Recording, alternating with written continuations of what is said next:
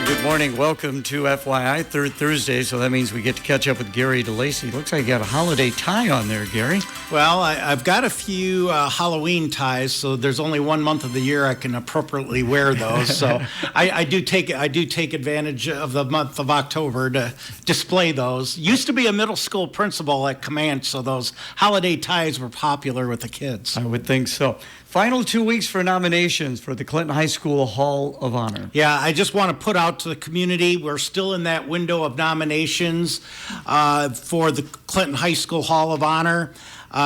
Just to give you just a synopsis for people that are thinking, what does it take to qualify? First of all, they need to be an alumni of Clinton High School, and bottom line is they need to fit in one of these areas: accomplishments in academic fields, humanitarian endeavors, professional career accomplishments, public or community service, exceptional contributions to the Clinton Community School District, distinguished military service, or the arts. So it really is pretty comprehensive, everything pretty much outside of athletics for the Clinton High School Hall of Honor. And once November 1st is the deadline, at that point, we'll compile the nominations, we'll put it in front of the committee, we'll make selections, and at the November show, right, I'll have Denny Durling and Bill Mashevitz will be here. I'll be at the Iowa Association of School Boards convention, which is always on the third Thursday of November, so I'll be out there that morning, but they'll be there, and we'll do the reveal of the 2024 Clinton High School Hall of Honor on this show. I know I'm involved with the Athletic Hall of Fame at Clinton High School, and we always kind of do the voting, and there's always generally a cutoff on who should be going in. How do you guys work your selection? Very similar.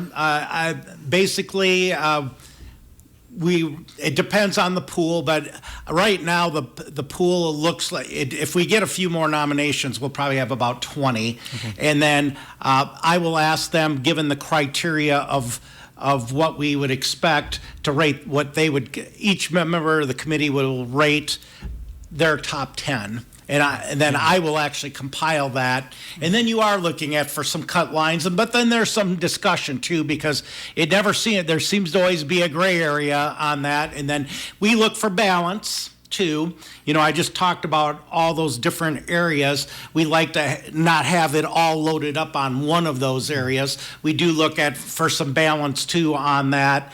We end up,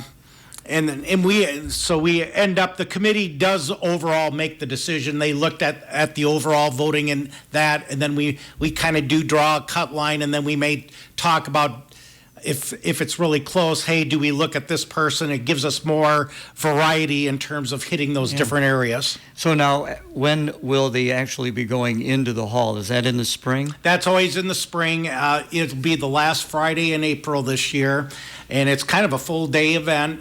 We actually tie that now in with what I would call the old 3.0 club, but I think they call it academic awards in the morning for the freshmen through the juniors.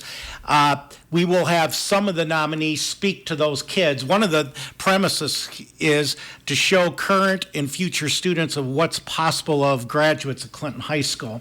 So the committee said we want to get in front of as many Clinton High School students as possible. So you know, there'll be 200-300 kids in that lower bowl that morning that'll be part of that. They'll hear that. And then now the senior convocation piece is in the afternoon. So the seniors will sit in the afternoon, and then the other speakers that didn't speak in the morning will give their speeches as well.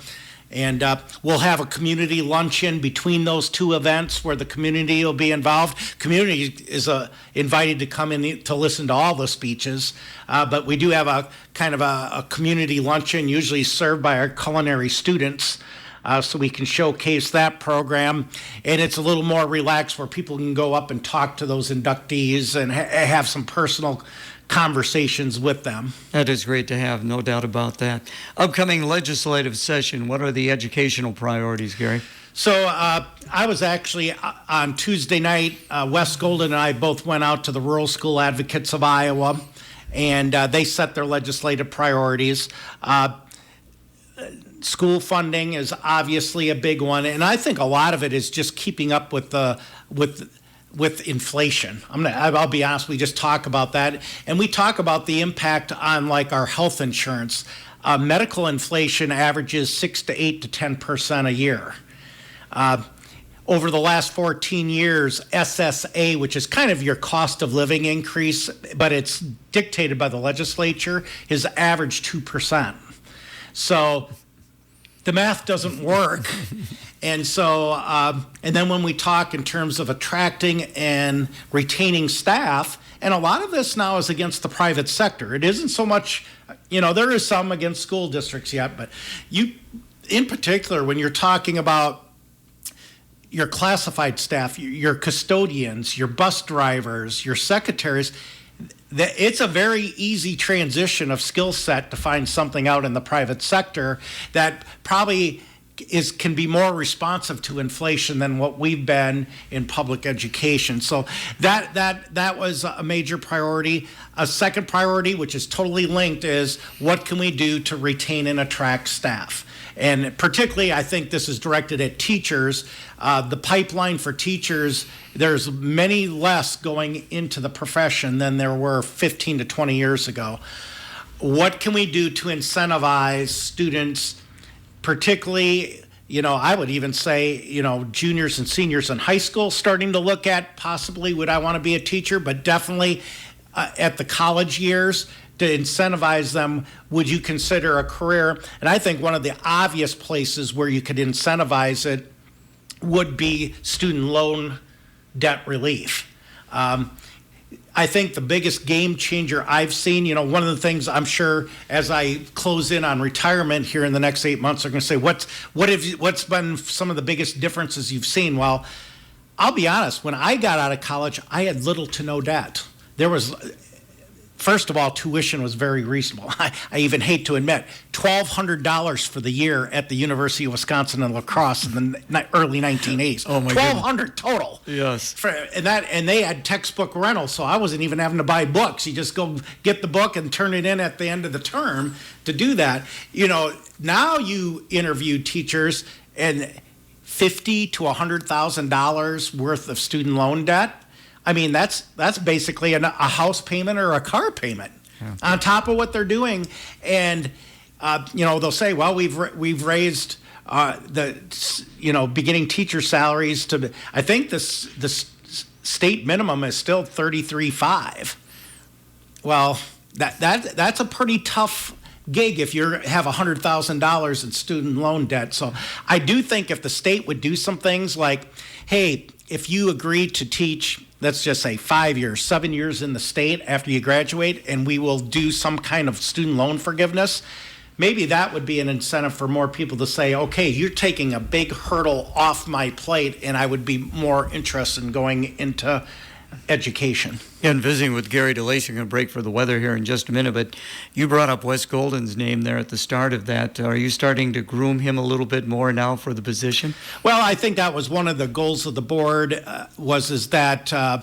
that we have a good transition plan here in place, and I still think he and I are figuring that out because I am still the superintendent making those decisions, but I also don't want to make decisions that do not put him in a position to be successful July 1st. So we are definitely communicating, and we did before. I mean, basically he's my right-hand man, and we're always having those conversations. But yeah, I mean, next week we'll have executive leaders, which is a superintendent group of the school administrators of Iowa. We will meet Thursday evening and Friday morning. I'm going to take him with me to that. Okay. So bottom line is I'm going to give him exposure to what my days look like in the next 8 months. So when he takes reign and gets the keys to the district on the 1st of July, he will have a pretty good sense of how it works, and then he can pick and choose what do I want to continue that Gary was doing, and what are some things I want to change. All right, very good. We're going to take a break for the weather now. We'll have more with Gary DeLacy on FYI. Our update brought to you by Van's Carpet Corner. So we'll expect a few showers to continue this morning. That becomes more isolated later this afternoon with mostly cloudy skies. We'll see temperatures near 62. For tonight, partly cloudy, a little bit cooler. We'll drop to 47. And for Friday, mostly sunny. highs near 68.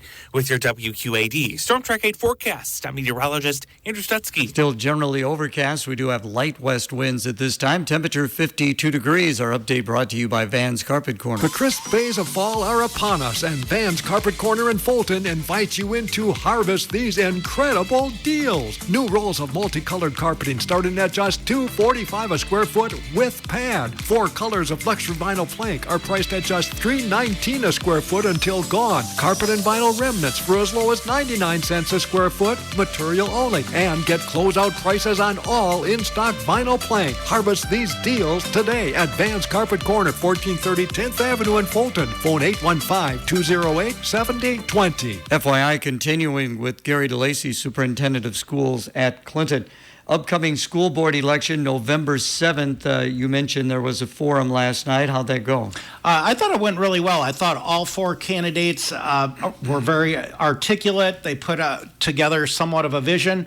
Obviously, the 3 incumbents, there's a lot of knowledge they're not aware of. You know, Mike House, I think, has a little bit of advantage because he's been on the board for 6 years. So he's been part of those discussions when certain topics were brought up. But, I really think there's 4 viable candidates there for 3 seats. So I would encourage people to look into each candidate and vote for the best 3 in their minds. Do you happen to have the 4 names on the top of your head there? Yeah, okay. Well, Mike House is the one incumbent coming back. Matt Lorenzen, okay. Sheena James, and then James McDonald. And they all have connections to the district. They were either graduates or they have kids currently in the system or both. So they all indicated last night their connections to the district. They seem to be all heavily invested in the success of the district.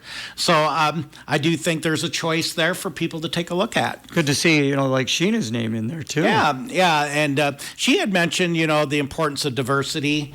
And she would certainly help in the terms of diversity if she is elected on that. And she obviously is a river queen through and through and had a lot of success. Yeah. And she mentioned a little bit of that last night. And I think each one of the candidates shows that. I'll be honest, Matt Lorenzen, I really thought he was well prepared last night, talked a lot. You can see some of his passions, and obviously being in the law enforcement, he talked a lot about the importance of maintaining a safe environment and continue to evolve, like I believe our district has evolved in terms of school safety. And James McDonald talked a lot about his kids going through. He still has 2 in the system.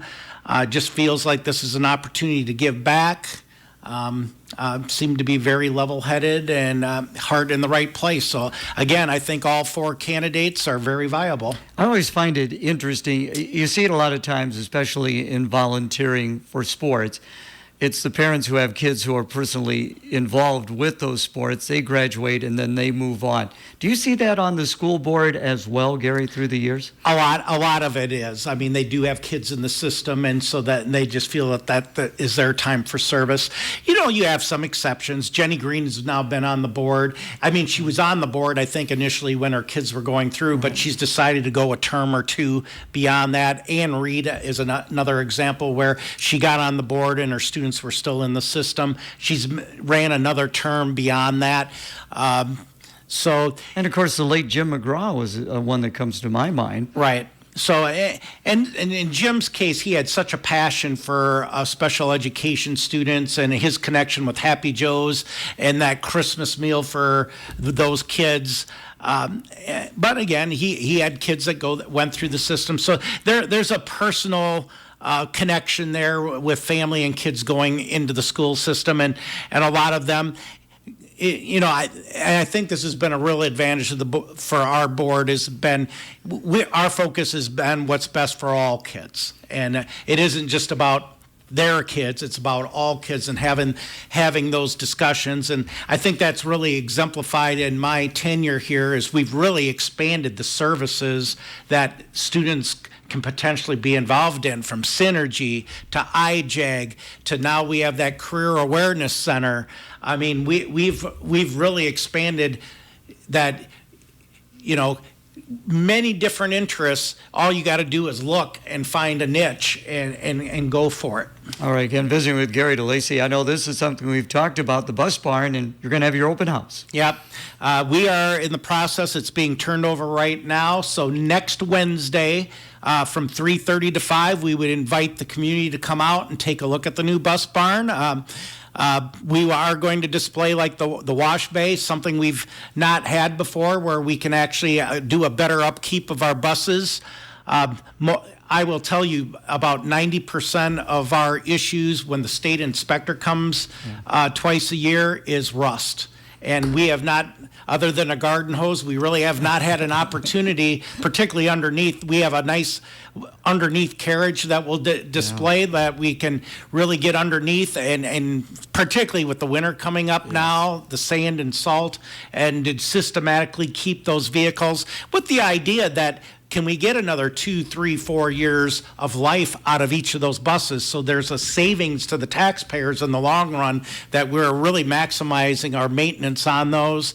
The service bays, and I even talked to Barry Holden, who's the director out there this morning, maybe opening up the DOT building that we currently are, and so people can compare and contrast the differences and why this building can better serve for the maintenance of our vehicles. And maybe some people interested in becoming bus drivers can come on out and find out a little bit more. You know what? We may have some signage up that bus drivers needed, and we still do need bus drivers desperately. So if there's anyone out there that's interested, another opportunity, you could have a face-to-face conversation with either Barry or myself next Wednesday, and we would love to add you to the ranks. All right.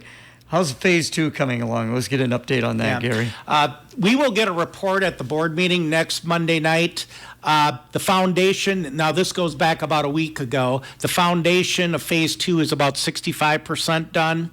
They do expect the precast walls to start going up at the end of this month. So you'll start seeing and that's where you're going to see like, holy cow, the whole wall goes up in a day or two. We'll start getting some of that done. I think a lot's going to depend, and you're going to hear this at the board meeting Monday night, a lot's going to depend on what kind of winter we have for us to stay on schedule. We're going to need a good winter where we can continue to work, because obviously the building will not be completely closed in.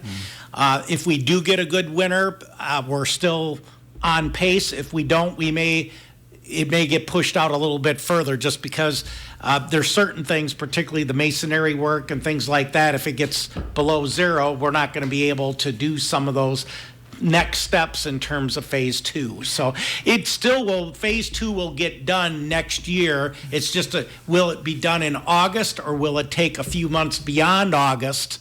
And then there's a domino effect, obviously, with phase 3 if that happens. Okay. So it won't be an increase in costs or anything, even though it's longer. It's just weather. How will weather impact us this winter to stay on pace? What do you hear from, I know you visit with some of the students. You did a great job at homecoming, by the way, of your speech to the students there, and some of the instructors about what has taken place so far with Clinton High School with the completion of phase 1.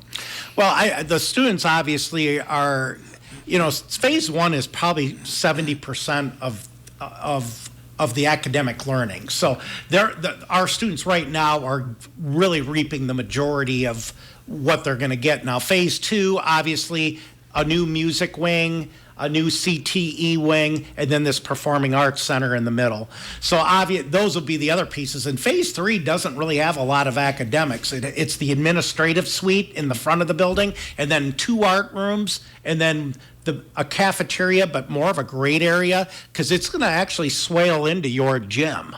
So it's going to be, I see people probably going in the front, and it's going to be a lot like you see at a lot of places now. Your concession stand may be there, and you can sit down at tables and eat and not, quote unquote, carry it into the gym. Mm-hmm. But like before the game, between games, halftime, you'll have an opportunity to get out of your seat, go to the concession stand, maybe sit down, socialize with some people, then go back in for that. So that'll eventually get there. It'll be, 1.5 to 2 years down the road when it's finally done.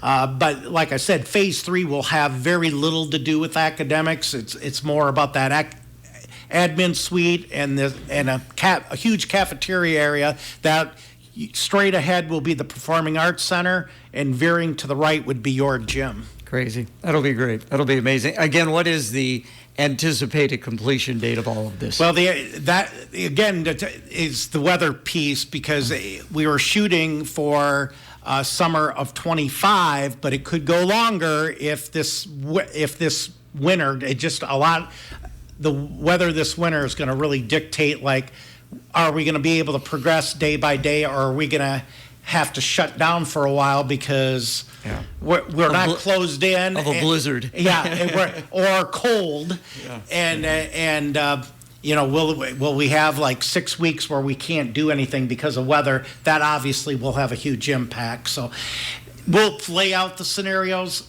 and obviously weather is going to kind of dictate where it ends. Okay, well, speaking of the weather, we're going to be moving into the winter sports season. The fall sports season is wrapping up. I see the Sattler girls are going to be going out to Fort Dodge on Friday of next week. Yeah, I actually was fortunate in my schedule to run down there yesterday and watch them run. And actually, I thought it was a pretty good day to run. There was moderate rain, but I think for the runners, and it was in the 50s. I think it was probably really good. And footing didn't seem to be an issue. So Cameron did a very nice job. A very tough field. An Iowa City girl that ran really well and finished first, a couple Hempstead girls, and then a 4 or 5 was really close between her and the PV girl that fought at the conference meet. So that was 4 or 5. But I think she's in a good spot going into the state meet. And I was very happy for the younger sister. She going down there, it was like, she's kind of real close to the line. Will she qualify or not? And she got well past the line. I mean, when she finished, it was like she's making it. We're not going to have to wait for the final results to find out if she's the last one in or the first one out. I mean, she was beyond that. So, great for that family, great for those two sisters, and what a great opportunity, memory for those two sisters together, that they both qualify for the state meet in the same year. And with Cameron being a senior, obviously the last chance that could ever happen. Mm-hmm. I'm excited for them for next Friday, and we'll see how they do out there. And a sneak peek, of course, winter was your sports season as the assistant Randy Teamer at Clinton High School. I know Marty Daniels has put in a lot of work with the athletes over the summer. J.D. Luters is back as our head wrestling coach. Clinton wrestling for the girls, I think Cameron really reaped the benefits of that. That helped Absolutely. her. Absolutely. I thought a lot of the family members will point to girls wrestling really helping with her mental toughness and how that's translated to cross country. And so, I would agree. I think there's a lot of excitement around the girls wrestling. We had some success last year. I think we had 3 qualifiers go to that meet. And I'll be honest, bringing Luters back to lead the wrestling program is probably where Clinton needs to be. I mean, that goes back to when I was a beginning teacher, and Bob, was the head of that program, and I'm excited to see where we go with that. And like I said, every sports season kind of gives that renewed optimism and that kind of thing. So we'll be transitioning into that in just the next couple of weeks. As always, appreciate your time. Looking forward to the program on the 16th when we'll get the reveal of the Hall of Honor folks, and then of course we'll catch up with you in December. Thanks so much. You bet. Thank you.